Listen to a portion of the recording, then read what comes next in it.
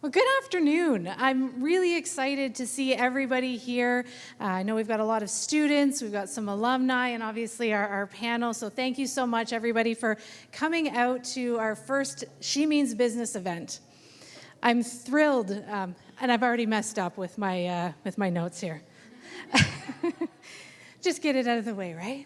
Right? See, Carol, it's fine. We're all going to be good. We're going to be good. So my name is Jamie Weeb. I'm a chair here in the School of Business, and I'm honored to be your moderator for this event.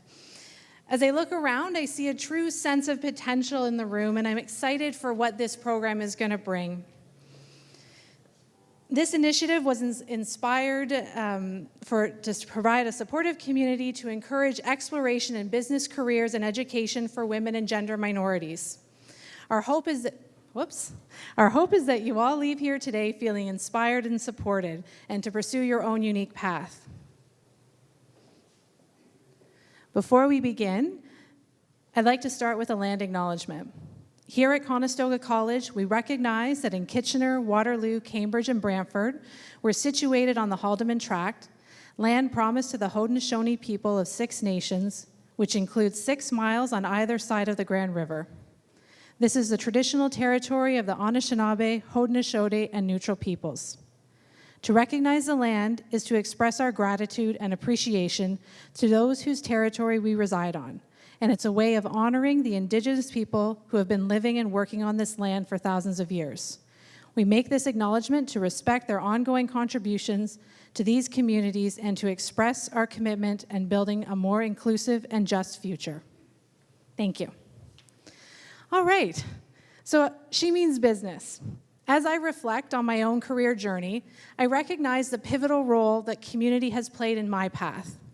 I've been fortunate to have the unwavering support of female colleagues and mentors who have guided me through tough decisions and inspired me to pursue new challenges and opportunities. If it wasn't for my very first manager, Yvonne, who consistently encouraged me to exceed my own expectations, I wouldn't have taken on projects I didn't think I was capable of. She inspired me to pursue clients I was hesitant to approach and to apply for roles I never thought I could secure. That mentorship and encouragement has stayed with me 20 years later. Here at the college, I've worked with many women who have been champions in my corner, some of them who are here today, and I thank them for all their support. I wanted to share a little bit about my path with all of you today because it demonstrates the power of community, where we share our stories and learn about one another. That's what fueled my passion to create She Means Business. This is about creating an environment that empowers all of us to find our place and voice in the world of business. A career in business opens a world of possibilities. It's dynamic, full of challenges, and gives you the chance to sit at the table where the decisions are being made. I hope this afternoon serves as a valuable resource to help you all discover possibilities, build your community, and feel supported by Conestoga and exploring this exciting field of business. Okay. Oh, I should move on. There we go. We are fortunate this afternoon to have 4. I will say we did have 5. Unfortunately, one of our panelists is under the weather. I did not change my notes here.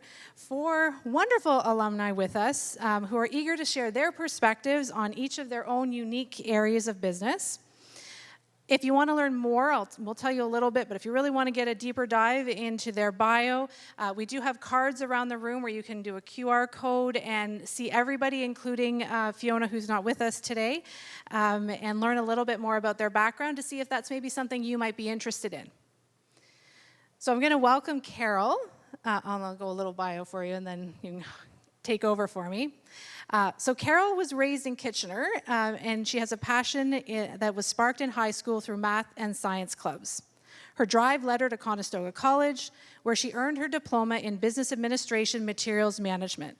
That's known today now as Supply Chain and Operations. For over 23 years, Carol has built an impressive career in manufacturing, specializing in supply chain and operations. Her career began at Raytheon Canada, where she transitioned from a co-op student to a full-time role, moving from a production planner to the supplier manager over her 7-year tenure. Carol then spent a decade at Centra Industries, where she advanced from a buyer planner to managing the Boeing 787 cage program as a program manager, and where I had the wonderful opportunity to work alongside Carol. Carol is currently the Director of Operations at Argo XTX, overseeing manufacturing, building best practices and processes that support the dynamic power sports market.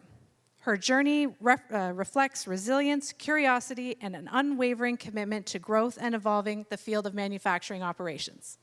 So I'd like to turn it over to Carol now to share a little bit about her story.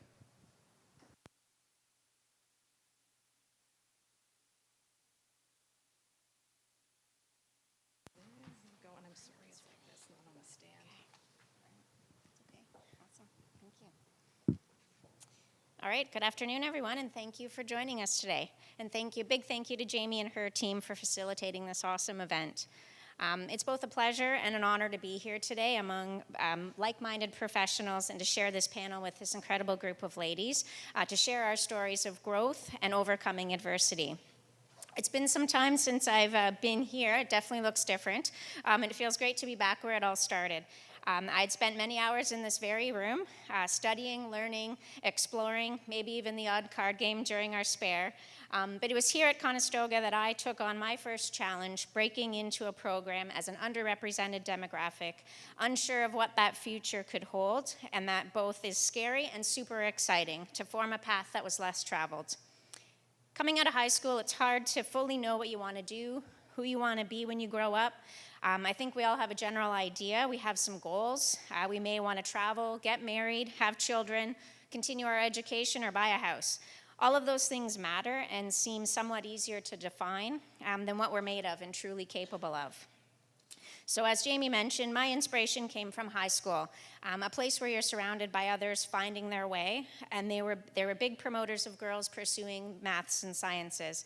They were encouraging developing our skills through inclusion in clubs and events, and pushing us to try new things that we otherwise would find less glamorous from the outside, but pack a pretty rewarding punch once you give it a chance. It was through our career planning with our guidance counselors and partnerships with the colleges such as Conestoga, and the passions that they had for us to succeed in a world not obvious to us that inspired me to stay local and attend the materials management course in the co-op program, similar to what is supply chain and operations now.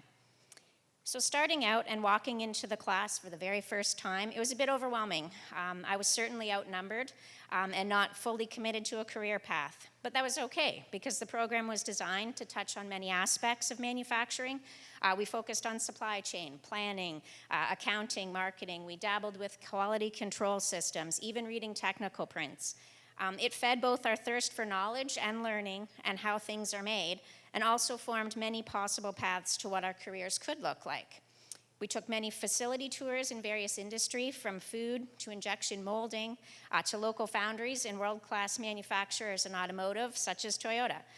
So with that exposure to industry, we saw it all. We could now envision ourselves as a buyer, a master scheduler, logistics specialist, or even one day the VP of supply chain. It gave us options to grow in an ever-changing environment, and there was avenues to pursue, certifications we could achieve to become experts in many fields, should we choose so. So after completing my time here, I've spent the last 23 years in manufacturing. And when I say that to someone I'm meeting for the first time, you can subtly see their head tilt, and they say, "You do what? What do you make?" Manufacturing doesn't really have that clear definition as some other professions, like teachers or musicians. We know and understand what that means, but manufacturing could really be anything, and it's always changing. It means different things to different people in different sectors. So I started my career exploration working in aerospace with Raytheon Canada after completing my co-op placement there. I started in a junior role as a planner, working in shipping, preparing packing slips, relieving inventory, ensuring proper packaging was done to keep the parts safe. Nothing glamorous, nothing cool, but it sure got my foot in the door. I then moved into a buying role to focus on replenishment, executing engineering change orders, building relationships with suppliers, and essentially bringing the right parts in at the right time. I continued to learn from them and apply the principles that I learned here to further educate myself with 5S, Six Sigma training, and MRP functionality. And through open discussion with a mentor and leader of mine, the director of supply chain, he always told us to set our goals high. He wanted us to always strive to be in his chair one day, and that stuck with me. So after almost 7 years there, I took his advice and decided it was time for me to spread my wings, leave the nest that I called home for so long right out of school, and continue to grow both personally and professionally. I moved to a machining environment working at Centra Industries, also in aerospace, however, leaving behind the comforts I knew in electronics, and now engaging with a totally different group of people and industry. I was coming from a team of predominantly women, and now moving to the other side of that scale, which brought new anxiety, new adversity, and really made me question, do I belong here? Can I do this? But then you realize, yeah, you can, because I worked pretty hard to get here, and I earned my spot at that table and compete with anyone, as long as our goals are in line.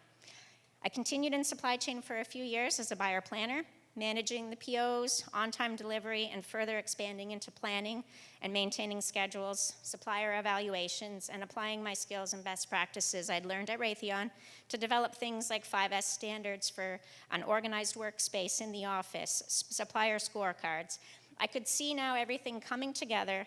The dots were connecting into a cohesive path for myself, and it could be anything that I truly wanted it to be. So then, as we know, industry and life is ever changing. An opportunity can present itself when you least expect it, forcing some self-reflection and decision-making on, am I okay doing this for 1 year? Am I okay doing this for 5 more years? Or is it time to add to my portfolio and try something a little bit different? So when opportunity comes, the laundry list of pros and cons comes that regards that change, but at the end of the day, you don't know what you can do until you try. So I went for it.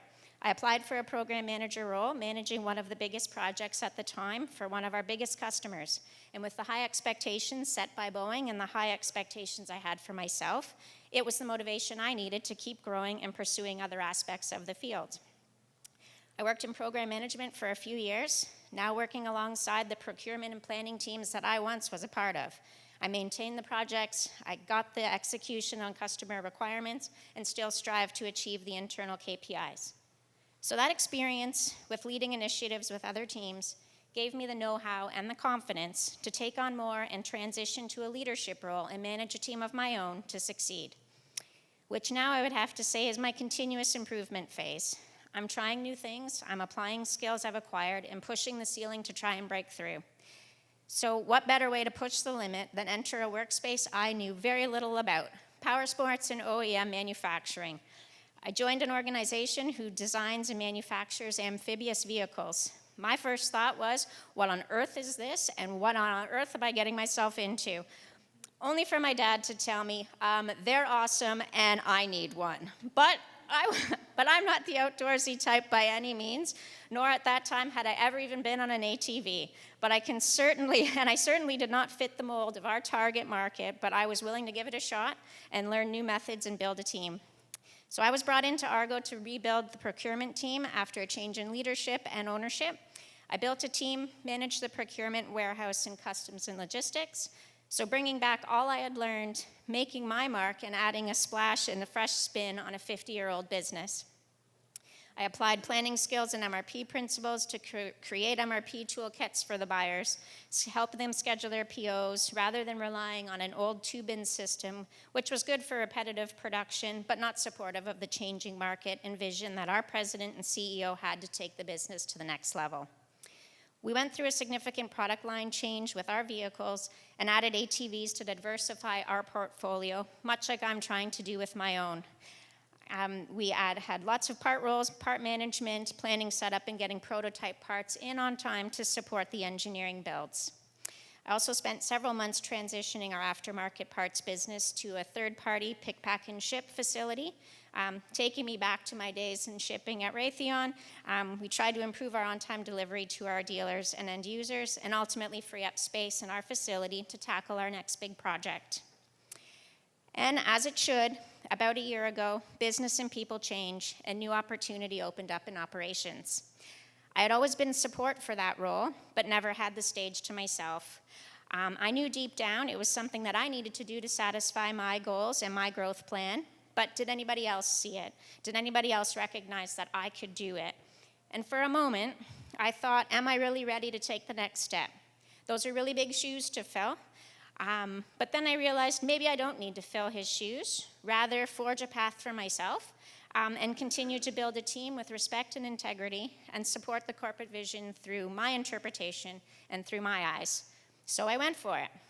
I'm currently leading the manufacturing team as the Director of Operations, supporting the organization in financial targets, promoting the team members to grow and achieve their own goals, changing structures to realign focus on each product line, and was part of the biggest product launch yet.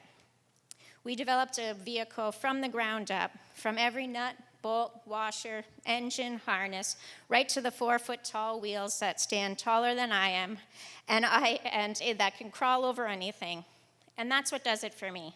Seeing your efforts come to light in something so incredible, every ounce of grit you put forward, every obstacle you've overcome pays off watching your product roll off the assembly line and out the door. I absolutely love what I do. It's not easy, and there's still disparity and challenges ahead for us all. But I can see the subtle changes in industry, and we're moving in the right direction to try and keep current and evolve. So for me, there's comfort in knowing that there are always options, there's always opportunities out there. We may need to seek them out sometimes and explore things and try new things, but we always need to take that chance. And support from colleagues and mentors is great, and we need that network and community to keep us strong, but the biggest advocate that we have is ourselves, and we need to fight for that. And if there's something that you truly believe in, you need to go for it. So I know that I'm not done yet, and I'm going to keep pushing hard to achieve everything that I possibly can. So thank you for your time, and I'm super excited to hear the journey that my peers have as well. I'm sure, although our industry is quite different, we likely share many of the same experiences. Thank you.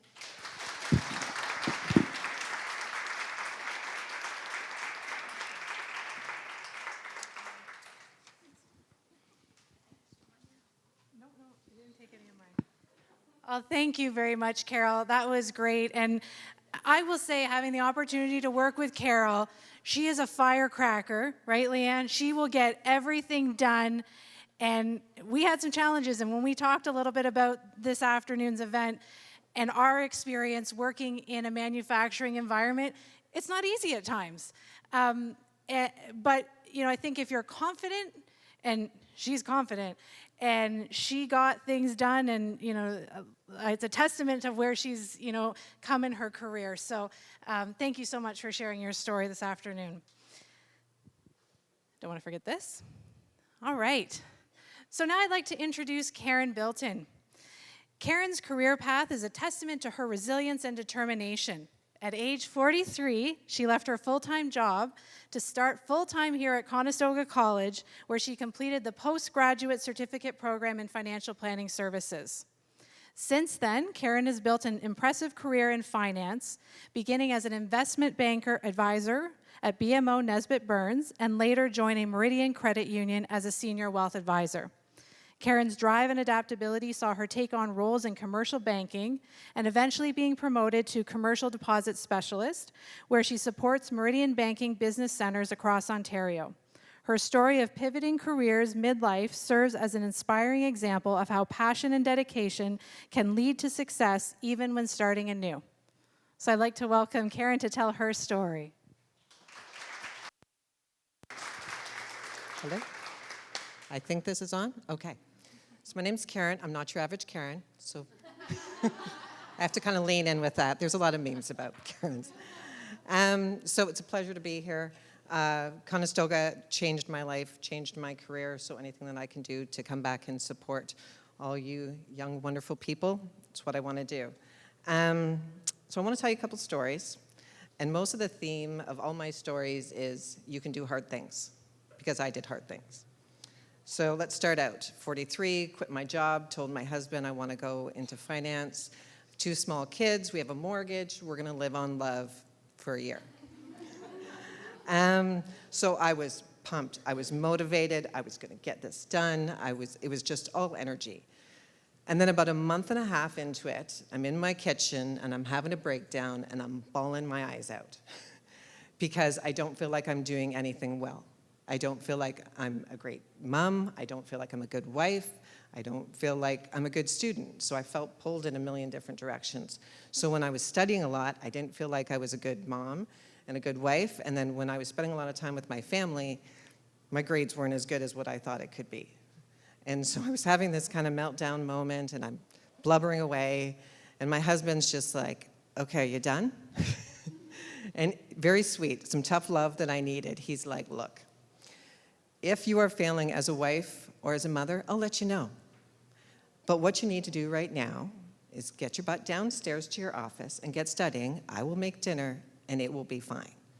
So you need to surround yourself with people like that that can just kind of pump you up, but also can be like, you're fine, get going. And as well, kind of during that process of being here at Conestoga, you have to surround yourself with great people. The people in my classmates were amazing. I was like their mom. I was 43. I was making sure they were all taken care of. I went to Tanya, who was my professor for 2 of my hardest courses, which I did cry in my car about. So just to let you know, not everything goes completely smoothly. And then I graduated. I was 43, so I had a pretty decent resume. I had 11 job offers. Nothing that I took, nothing that was a fit. And then I had an opportunity to meet with a gentleman from BMO Nesbitt Burns, had an interview with them. They offered me the job, wealth advisor. Would you believe that I was really scared and was thinking not to take the job? So how crazy is that? I have worked hard. I have put my life on hold for a full year. And I was like, I don't know if I could do this. I was at the park with some moms, and I'm sitting there chatting away, and I'm like, I don't know if I can do this. Like, maybe I should just start at a bank. Maybe I should just, like, go up the ladder like everyone else. Like, and I was just kind of commiserating about myself. One of the dads was over there reading a book, and he's like, Karen. I'm like, yeah. So the guys that interviewed you, are they good guys? I'm like, yeah, they're great. They're, like, smart. They're wonderful. They've been in the industry for a long time? Oh, yeah, like probably 15, 20 years. He's like, Karen, you're nice, but you're not that nice. Nobody's going to give you a job just because you're a good person. So if you don't believe in yourself, maybe you should believe in them, because if they think you have what it takes, then maybe just go off of them, thinking that you could do the job. And then he went back to reading his book. So I don't think he realized he changed the trajectory of my career. Just in passing, he probably just wanted me to stop chirping. So then I went and, did all the training to be a wealth advisor. Nesbitt has a very intense training program for all their advisors. You go, it's like off campus. They have this whole, it looks like a little mini university that you go to for weeks at a time. There was me and a handful of other women. It was probably 90% men, probably 10-ish% females. Did that, worked really hard. Again, I've got a family and kids. There's no other option. I have to do well. I have a mortgage to pay, and my kids need to go to college or university at some point in time.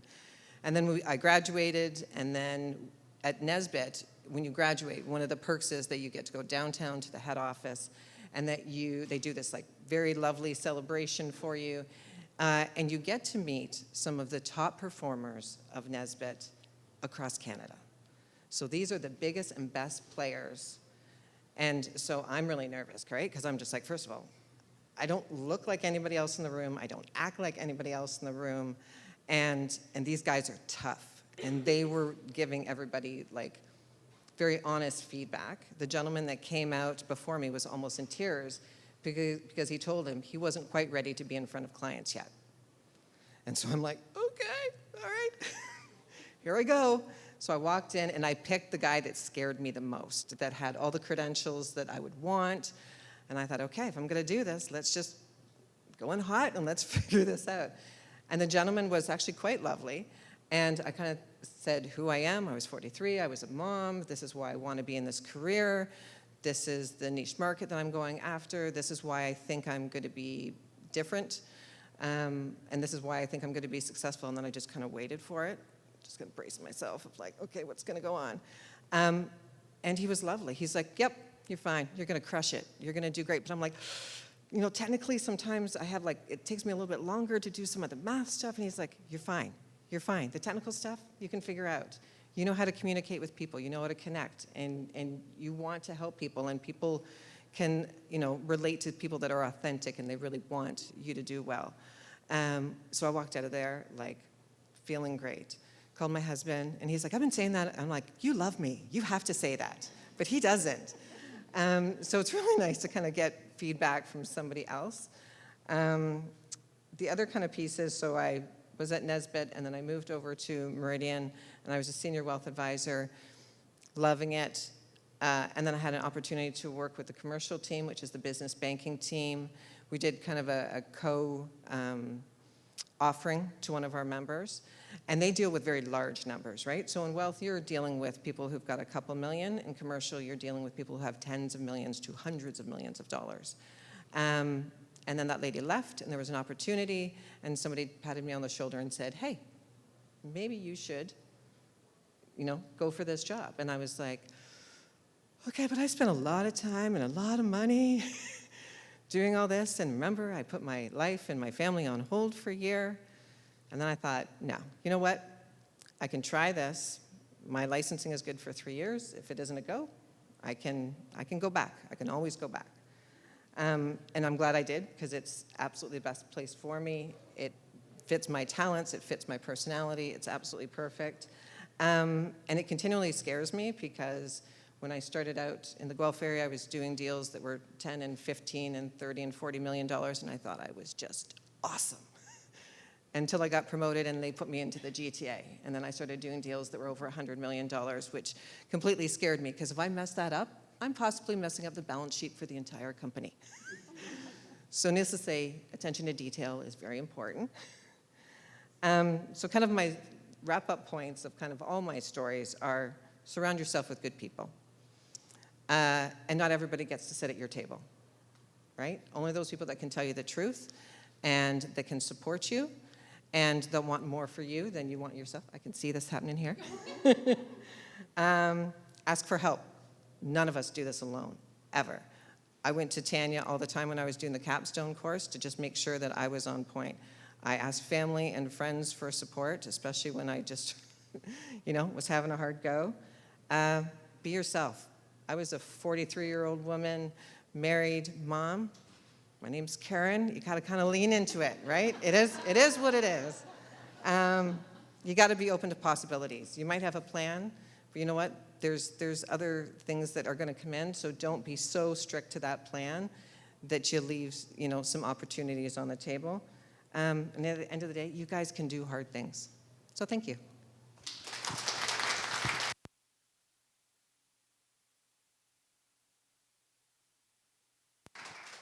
Thank you, Karen. And I think if you haven't read We Can Do Hard Things as a podcast, right?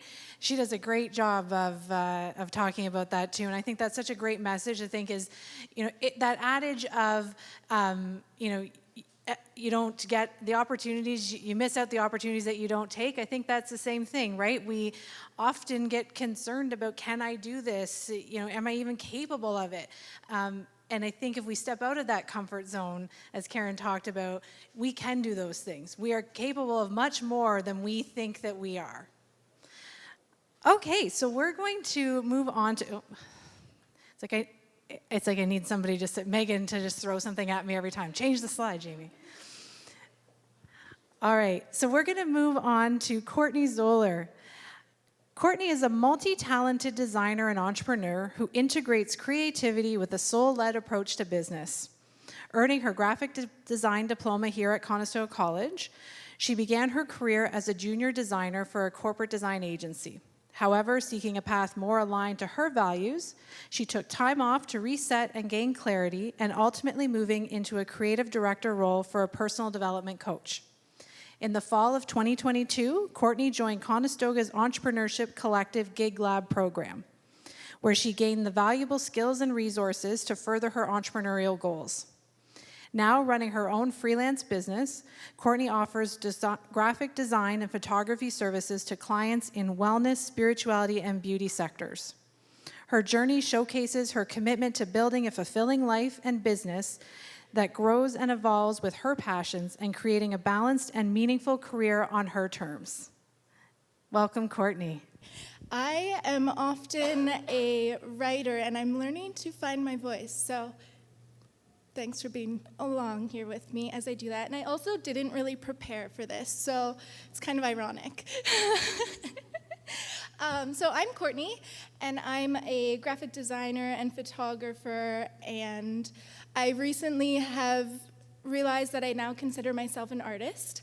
It took a long time to claim that for myself. In 2014, I did Conestoga's, what was it? The Design Foundations program. It's a one-year certificate. And then from there, I applied into the advanced diploma for graphic design and got into that. So I did 3 years here.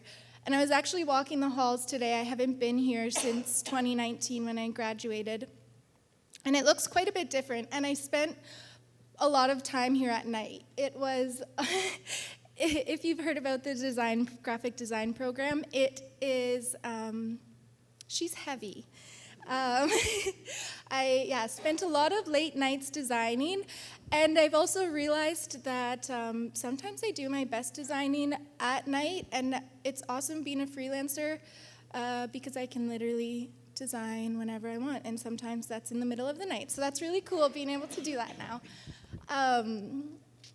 When I was doing the graphic design program, I always enjoyed photography and often brought that into the projects that I was doing, and so naturally I've incorporated that into my business now.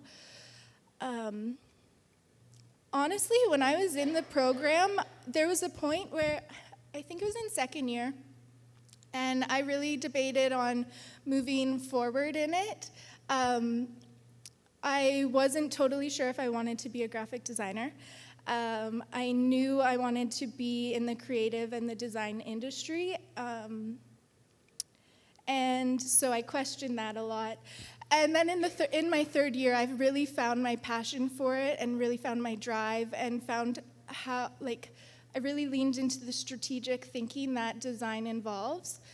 But I've known since then that I probably won't always be just a graphic designer. I see my world opening up to so much more than that, and graphic design is a really great baseline for all the other avenues that design and art can lead towards. So when I graduated in 2019, I went and traveled Europe with my best friend. So we did 30 days in Europe, and she's a photographer, so I really got my creative juices going. And a lot of the people around me were really worried about going out and getting a job right away, so I found myself getting in that mindset a little bit. And I was like, no, just go and enjoy life, because as a creative, that's where all of the inspiration comes. So I did that, and then I came back and just enjoyed summer a little bit. I've learned that I really just love to enjoy life. And work. I'm a hard worker. I was that kid that had 3 jobs in high school, so I'm definitely drilled the hard work ethic in me. And then in the fall began, and I actually am just realizing right now the only real interviews I've had as an adult have been for retail jobs, and the career interviews that I've had have been just very, very casual, almost like going to meet a friend for coffee and then I have a job. So that is really neat, and I don't know if that's a regular thing, but I like it to be my regular thing, so I'm going to continue with that. I started working at Overdrive Design. They're based out of Hamilton in 2019, and I was there for about 1.5 years. And we did a lot of brand identities with larger corporations. We did a lot of work actually with CAA and the ROM, and just a number of those. And about, I think it was 7 months or so into working there, the pandemic hit, so I was no longer going into the office at Hamilton, and we were all working from home. And then I experienced a lot of big life changes. The pandemic definitely had a big part of that, but in January of 2021, I had to take a month just to focus on my mental health and just get really clear on, I don't know why I'm getting emotional, get really clear on what it was I wanted. And I think, I've really been learning to just get real with myself. And so that was me realizing that I was not in a place that I wanted to be, and that I had a much bigger purpose and a fulfillment with women in my community. And so I kind of dug myself out of a depression hole and hired a personal development coach. And from there, I actually ended up creating my role as a creative director. And I honestly thought I was going to be there for a very long time. But I realized, so I worked as a creative director there, and I was on salary, and I was still working a 9 to 5 kind of everyday job that we all kind of experience in our world that we have. And I realized I'm really not freaking made for that. That is so not my style. And since I've become an entrepreneur, I have been really diving deep into myself and how I want to live and what that looks like, and knowing that I don't need to.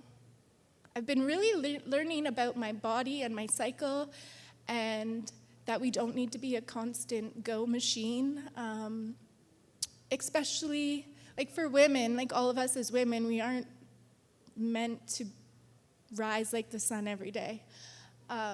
So I've been really learning that and leaning into that with entrepreneurship.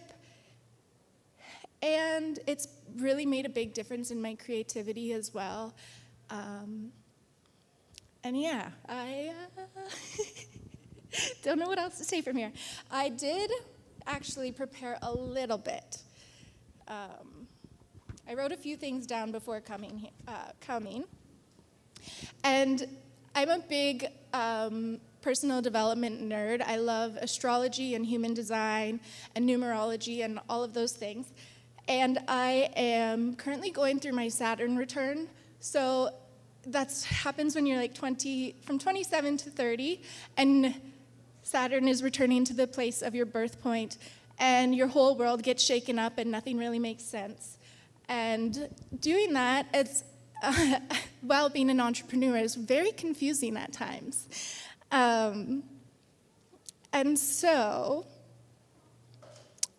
I wrote down, to be an entrepreneur, you must be open to know yourself, your goals, your values, and be open to growth. We get to build our own world. And then one thing that I found that's super important, I actually had a little bit of a mental breakdown this morning with my partner, who is also an entrepreneur. He is a carpenter, and we both started building our businesses at the same time together. So it has been a really beautiful journey, and it's had its own sets of challenges. As we build our relationship, we're both also building our businesses and our lives together. So yeah, this morning I had a little bit of a breakdown to him, questioning everything that I was doing and if I was doing anything right. And after a little bit of a cry and a pep talk from him, it felt a lot better. So that leads me to surrounding yourself with good people. Have the support and let yourself actually be supported. That's one thing as an entrepreneur and young woman I'm really leaning into is community, and especially with other women, I think that's something we could all use a little bit more of in our world. And women are really freaking awesome, and we're really powerful, and when we all come together, we can do really great things. So, yeah, the community has been really important, and I'm really lucky and grateful that a lot of my clients, because I work often in like spirituality and wellness industries, my clients become very close friends with me, and we just create a really beautiful community and support one another in like our own unique ways. And I also have, don't be afraid to go deep and to really get to know yourself. Once you do that, then learn the tools that work for you and how you can move through them.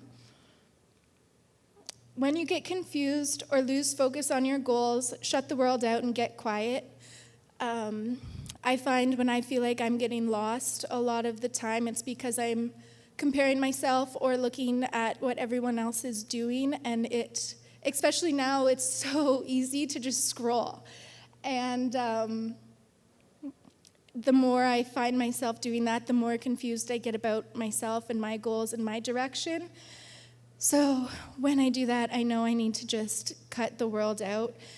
And I'm the only one that can see the vision that I have for myself, my life, and my business in my mind, and same with you. So other people may not understand it or be able to see it for you, but just when you are able to get quiet and really see that for yourself, you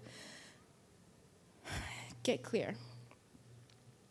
And then also know that there are cycles and change in life, in business, in the daily. It's really important to embrace them when they come up and know that they are not always going to be here. And really I'm learning to just enjoy them when they're here, even if it's chaos and feels a little bit crazy and hectic. I always know that once that's happening, something really good is going to come after. It never disappoints, and each time it gets better and better. Always put yourself first. You are the force behind the business, and you are the most important. I invest a lot of time and energy into myself. This spring, I realized I needed a little more discipline in my life, so I decided to hire a personal trainer because I knew that if I wanted more discipline in my business, I first needed to be disciplined within myself. And I also wanted more energy, so that has really proved true to that. And it's also uncovered a whole lot of other opportunities for me. And always trust yourself, have faith. Nothing is permanent, and it's not the end of the world. I'm getting better and better at realizing this. At some points, it seemed like one decline was like world-shattering, and it's really not at all. Just trusting that everything is going to work out. Being an entrepreneur is really interesting with money. I'm really working on that one now. I'm only 2 years into business, so I feel like I'm really getting my feet going. And I just realized I have not talked about the Gig Lab too much. And learn to release control, stop overthinking, and just do, and to follow joy. As a creative, as a person, continue to follow joy, because that is what gives you energy and fuels your fire and will lead you to the next thing, or at least it leads me to the next thing. The more I follow my joy, the more opportunities open up in my world, and it just becomes more and more aligned. And I feel like I should talk about the Gig Lab for 1 minute. I don't know how I completely went over that, but here we are. So when I started, I decided I wanted to be a freelancer. It was a very quick decision that I made. I'm kind of a queen of switching things around in life and just going for it.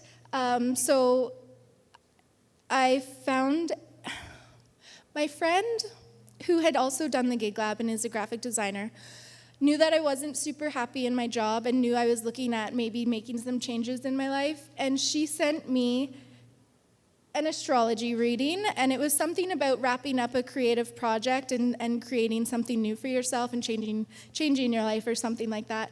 And from there, I was like, oh, do you know when the Gig Lab applications are open and when they close?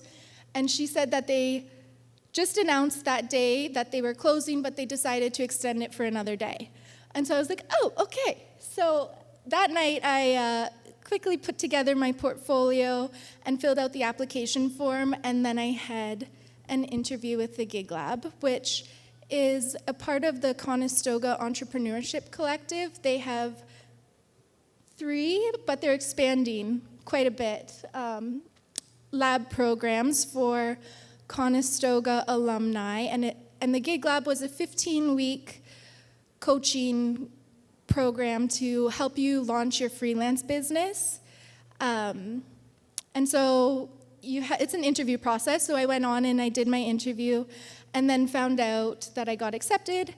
And so I was faced with the decision of whether I wanted to put my resignation in at my job and do this 100%, like put my all in it, or if I wanted to do kind of half and half. And I decided to just go all in on myself. So I quit my job and I did 15 weeks for the online course. And that was in September 2022. And then it went until December 2022. And then you were basically, it gave you everything you needed to build and launch a business. And for me, it was like the community there was really great, especially coming from a previous job that was very much based in community and then going and having nothing. The accountability and the leadership was really great with that. And yeah, then I kept saying that in January of 2023, I was going to book my first client as a freelancer. And on January 1st, I had a request for a proposal in my inbox, so I nailed that one. And it was actually a company from the AC studio. So the Gig Lab partnered with the AC studio, which is another lab program in KW to help startup businesses. And the government has given the AC studio in Conestoga grants to hire Gig Lab freelancers. So I had a number of projects from there and got to work with some really, really incredible startup companies in KW and in Toronto, and they're all doing really amazing things. And it's also led to a lot of other collaborations with other freelancers. I've worked with some other designers and photographers and copywriters in the labs, and they're all really, really incredible. And I think that's all.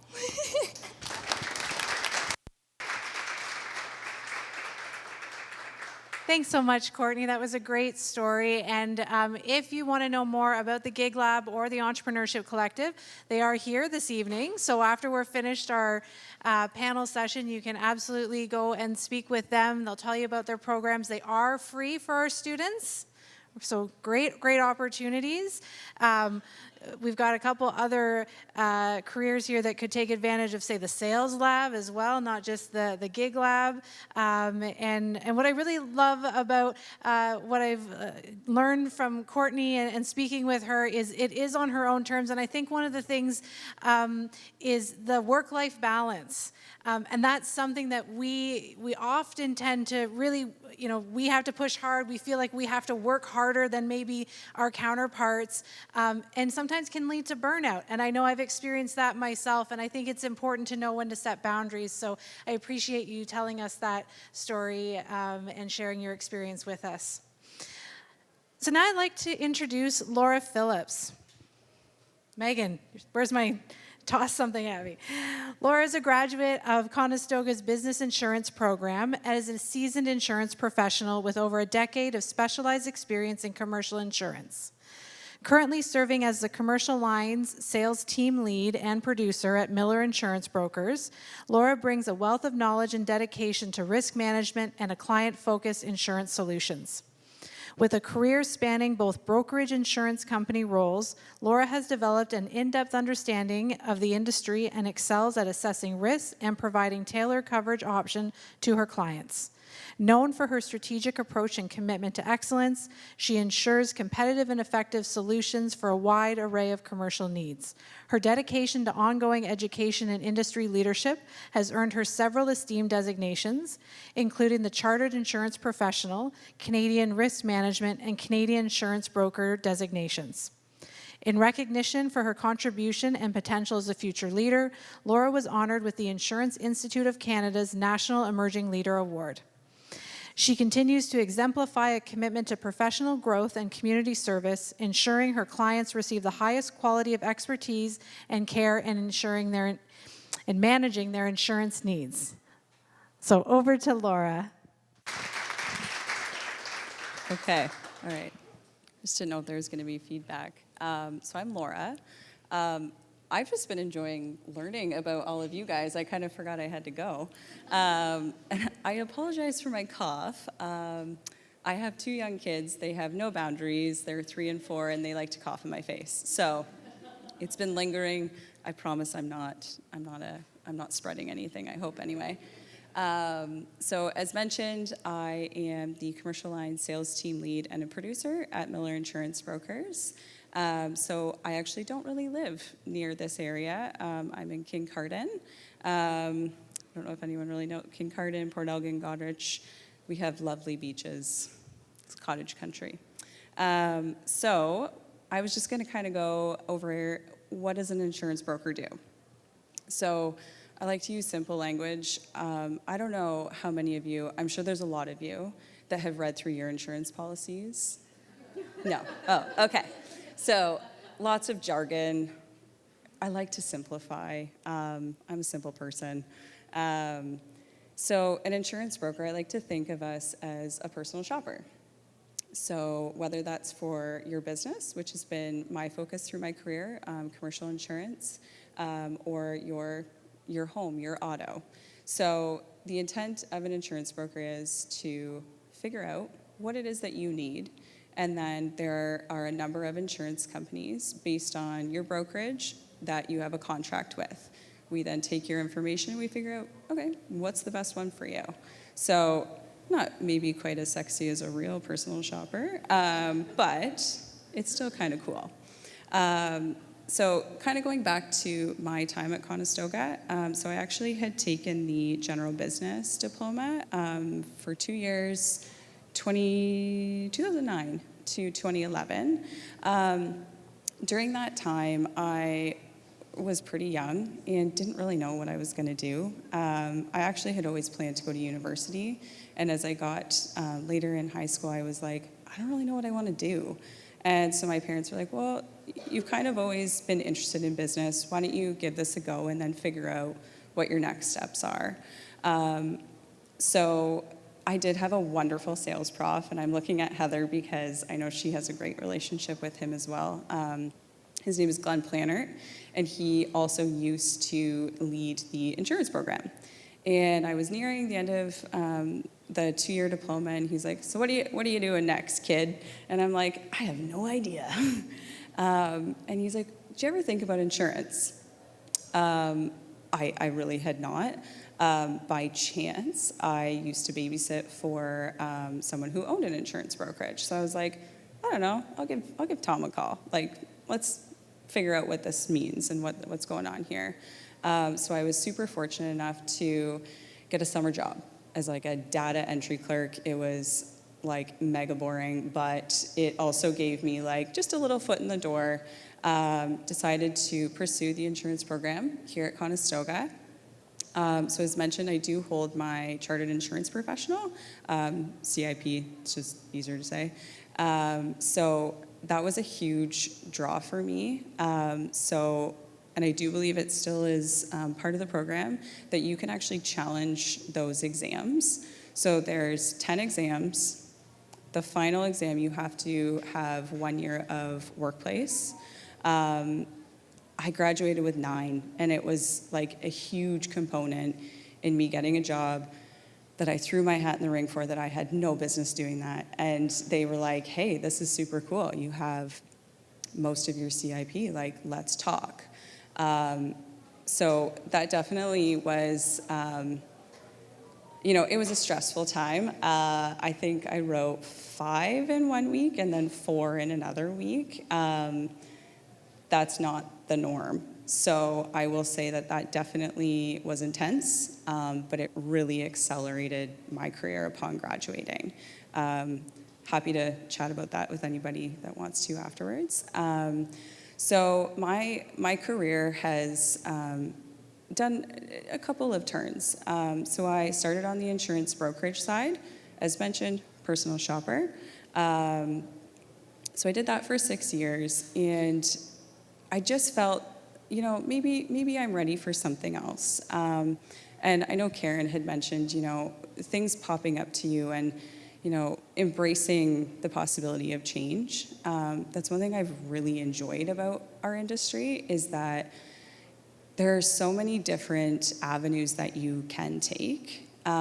So it felt like a good time for a change. So I went to an insurance company.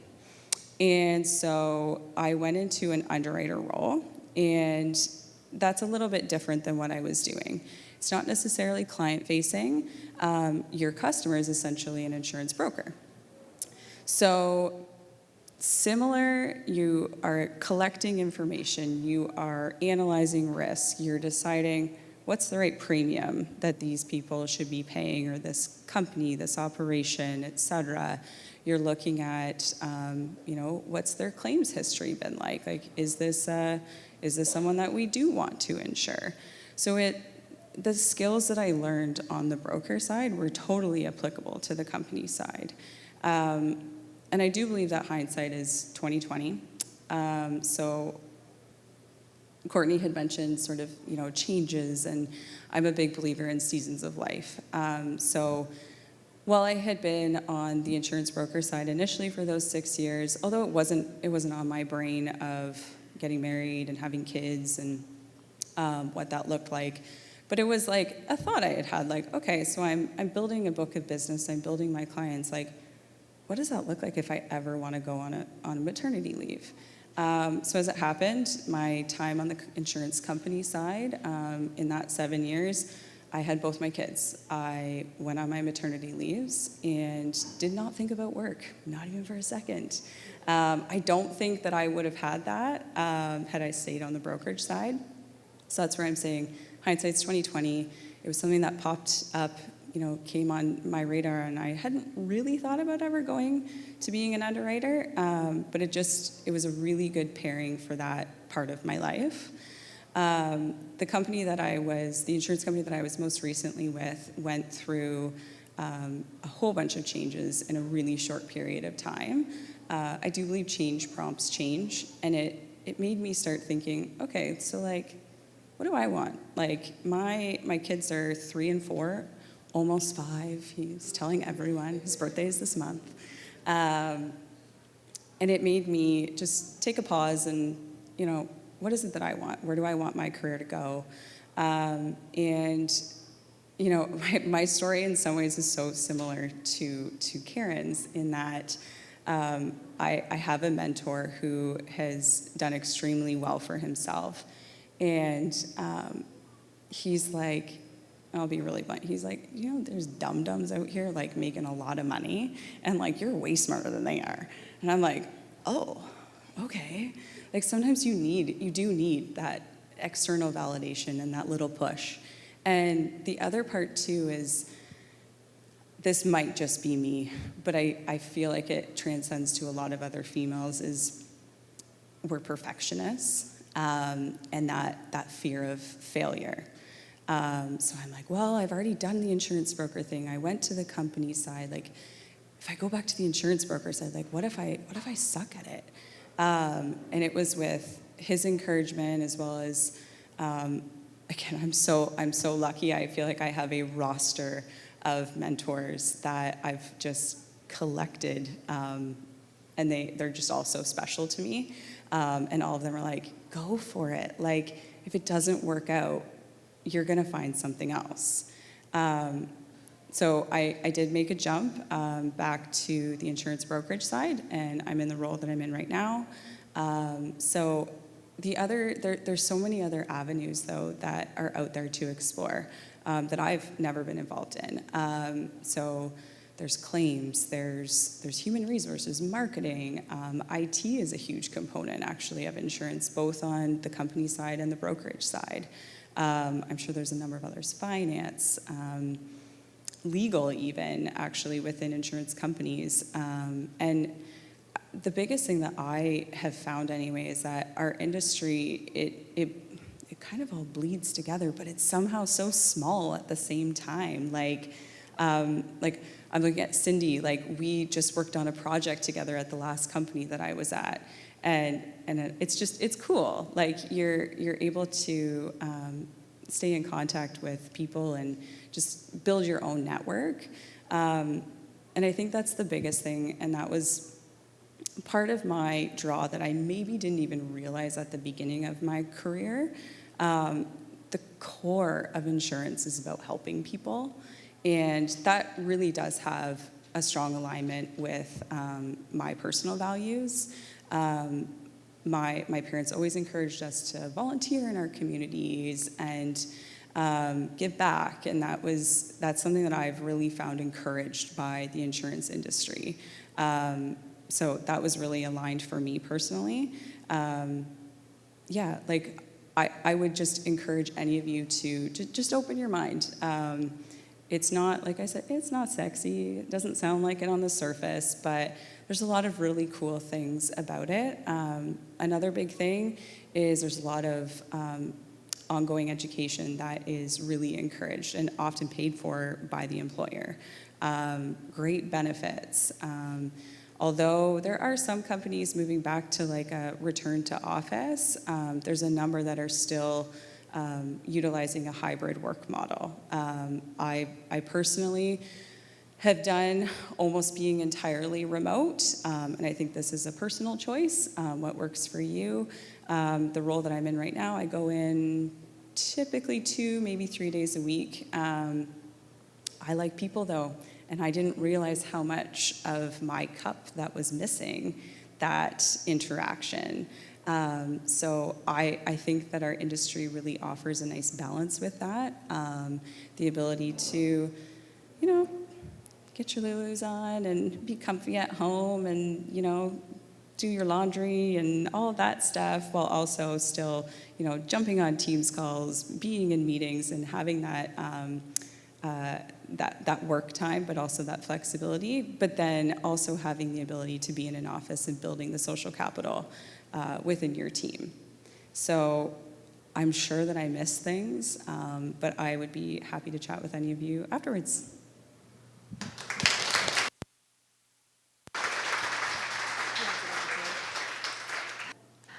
Thank you so much, Laura, for that, sharing your story. And I'm a little biased to say, when I'm talking about some of our programs here, Heather, Cindy, and Sean have really talked insurance up to me as our, hidden gem of a program.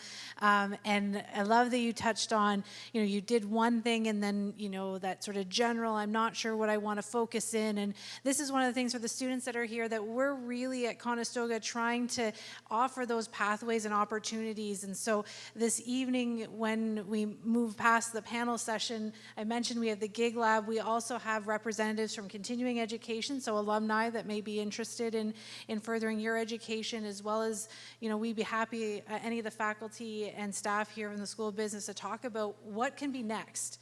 Is it a graduate certificate that's next for you? Is it moving into another program? Are you in a diploma and considering you want to do a degree? Lots of opportunities, and I think that's a great testament of what's available here. So before we wrap up, I did want to open it up if there was some questions. We do have a microphone that can go around. We will let you have some time to chat one-on-one as well. But does anybody have any questions? Yeah, absolutely. Perfect. I don't even have to coax it like you're in class, right? Waiting. Hi, I'm Fatma.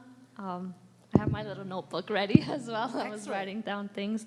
For everyone, I want to ask, what are some conflict resolutions that you had to deal with either managing a team or working with others, or in your personal life as well? How did you go about with conflict resolution? So in finance, ethics are a huge thing. And there was a situation where somebody had asked me to do something that I considered unethical.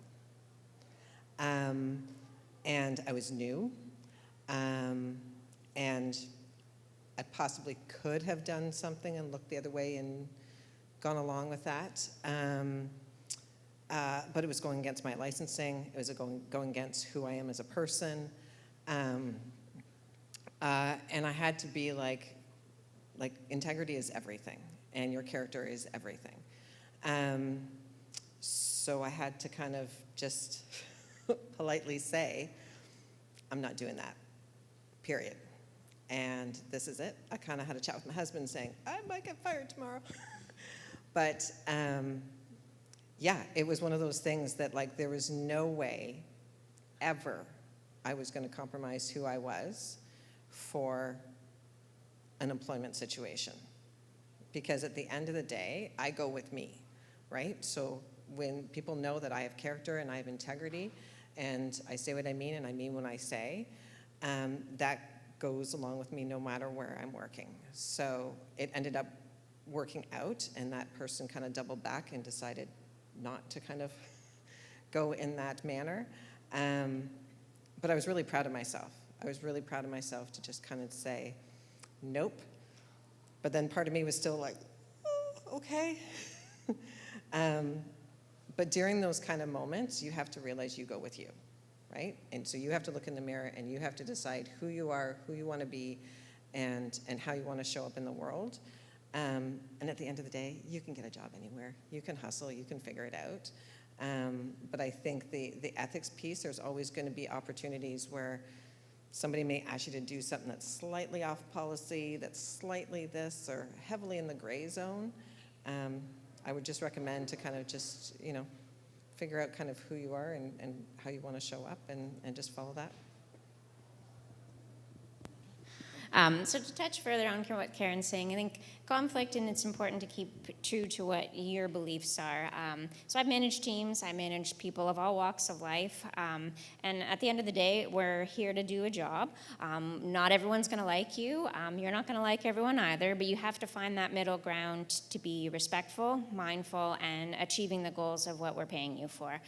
So sometimes that's hard to manage as well when you've got conflict among team members, whether it's out in the production line or a conflict in with the support staff. I think it's important to look deep into each of them and say what's going on, what's triggering that, and then really helping them to understand how their behavior is contributing and affecting the rest of the team. Because sometimes, depending on what that behavior is, they may not even recognize that, maybe me not being here is causing turmoil with someone else, and I'm impacting and bringing the whole vibe of that team down.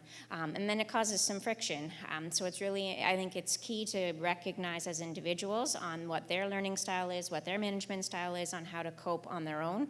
And then as a leader, you need to see that everyone is different, everyone's going to handle situations differently, and we can't take those things personally, and recognize, and you have to find that way to disconnect that you can't take everything to heart all the time. You sometimes have to put on that brave face and say, this isn't acceptable.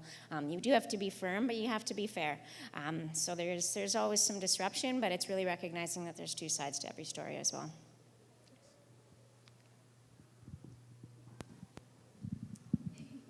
So I deal with conflict often, unfortunately, because sometimes people get very upset if they have an insurance claim and they thought they had coverage, or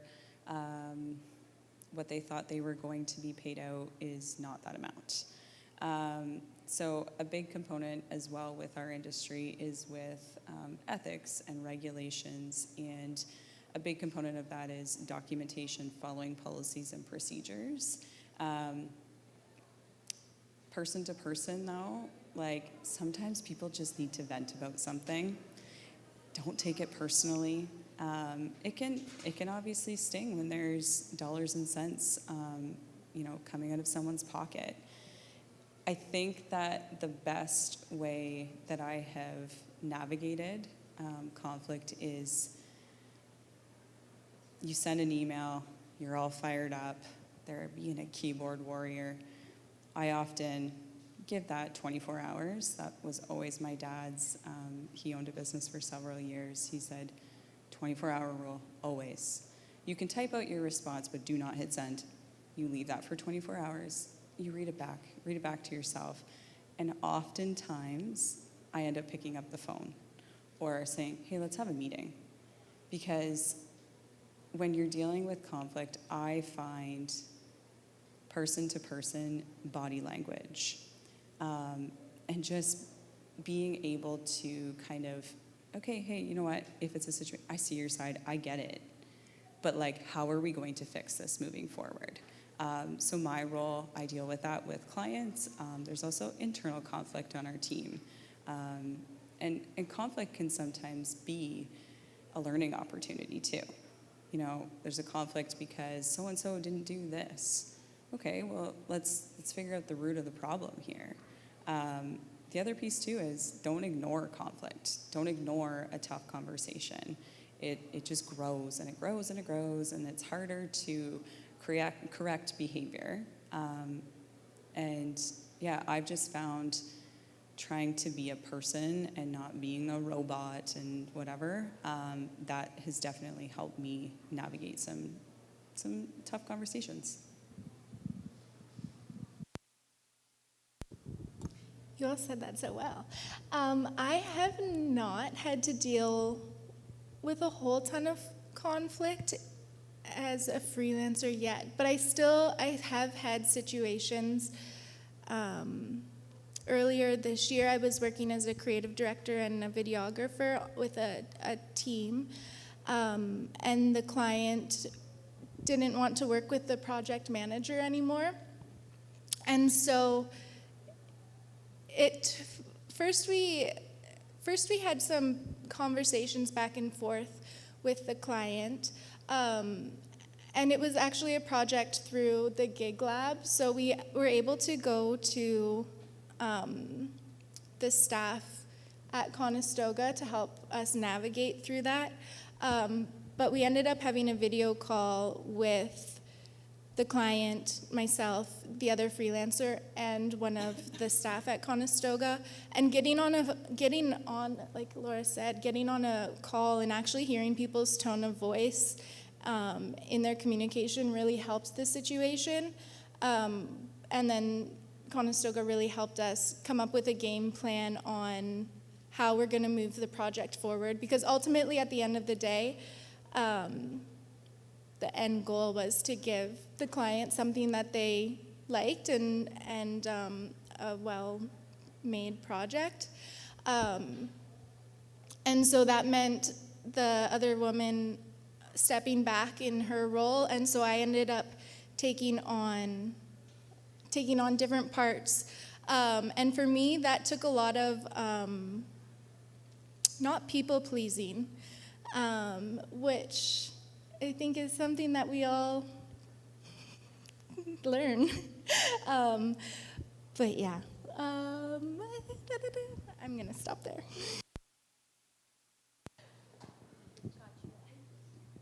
Hi, my name is Jen. I'm with the School of Business. And not that I ever think it can be overcome, but how would you manage or deal with imposter syndrome? Our favorite thing. I have it right now. I looked up all of them on LinkedIn before this, and I was like, why the heck am I asked to be speaking at this? Some very good advice that I received is get comfortable with being uncomfortable. confidence is a repeated action.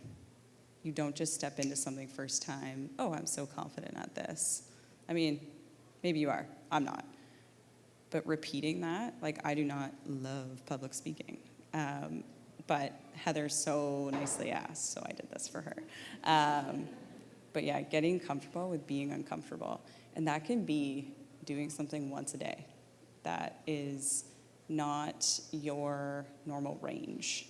If you're trying to push yourself, find your edge, that has really helped me to also reflect on like, oh, okay, like I have done a couple of things, I guess, like, and appreciating yourself where you're at too. And sometimes you need to hear that from someone else, and that's okay.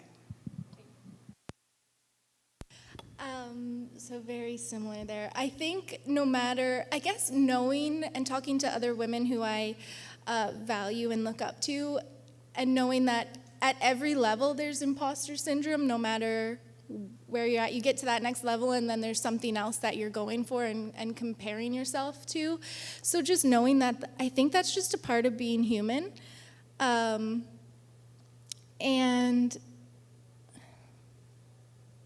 yeah, continually putting yourself in situations that are uncomfortable. Like, this is very uncomfortable for me. Last week, can I share a really quick story? So last week, so I've been doing personal training, and last week I did a photo shoot with the group that we were training for, and I did like very skin showing photos, which was extremely out of my comfort zone. And for weeks, I was doing the things to build the beliefs around being confident at that shoot, like different affirmations, and just like getting really comfortable and like facing myself in the mirror and moving and doing the things. And then I went to the shoot and felt imposter syndrome for a little bit, but then as you get working and you get going into it and like start getting in flow, it starts to go away until it comes back again. But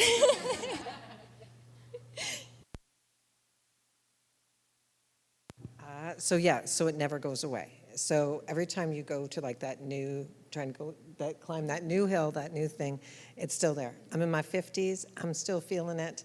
The way I kind of overcome it,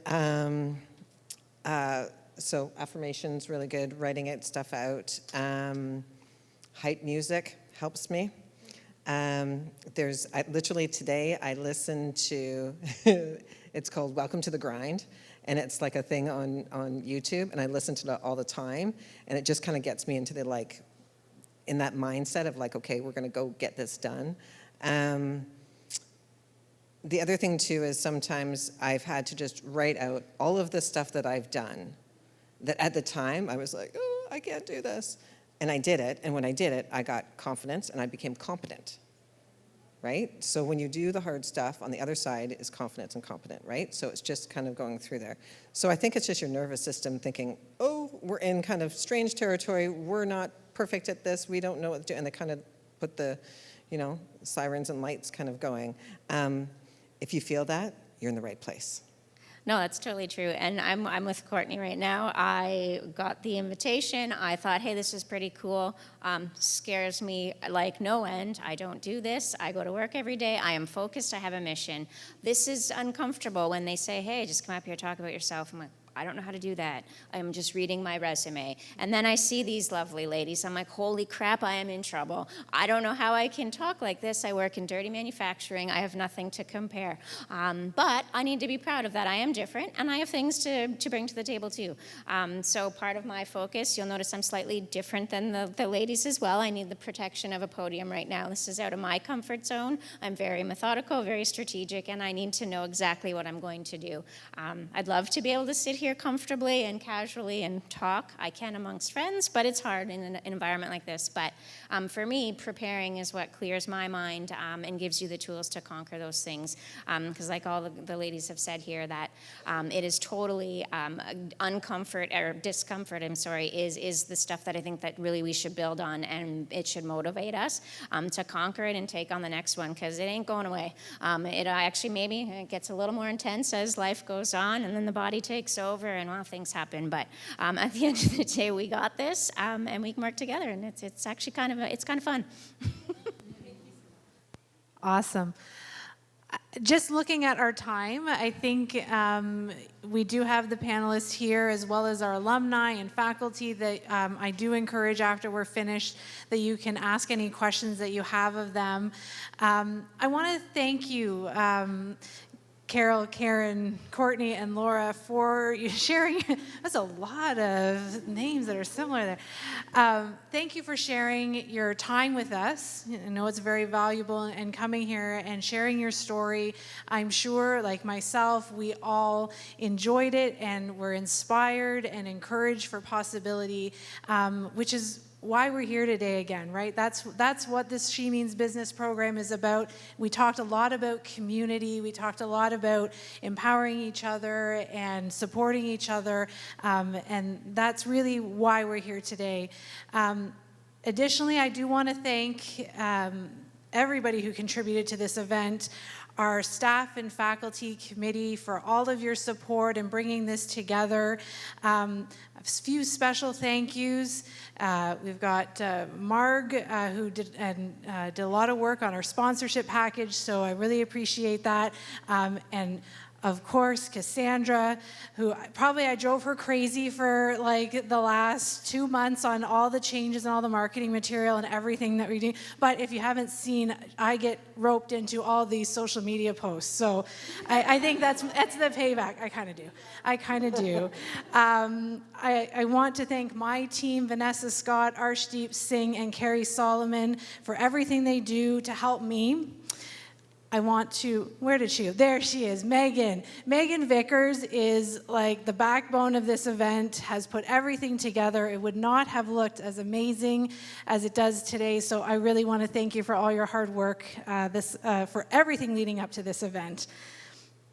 To our students here, I hope for you this is just the beginning. You're stepping into a powerful community that believes in your potential and is here to support you. I hope you embrace this opportunity to connect with those around you and remember that your journey is limitless. Together, we're building a network that will uplift and inspire each of you to reach new heights in your careers and lives. We invite you to continue the conversation with the panelists and alumni and each other for the rest of the evening that you're here. As a reminder, again, we do have lots of services here. So we have our School of Business staff to help you if you want to learn more about our programs, continuing education as well. Our Conestoga Entrepreneurship Collective, if you're interested in any of those programs. We also have our Talent Hub here, students that are interested in learning about the career services that are available for you now and when you're finished your programs. Please take advantage of speaking with them. We also have our folks here from our Prime Principles for Responsible Management Education and CAFID, Canadian Association of Fundraising and Impact Investing, representatives to discuss our projects and partnerships in the sustainable and responsible business practices area. And lastly, please stay tuned. We have all your contact information, so we are going to let you know about more things that we will be doing with She Means Business.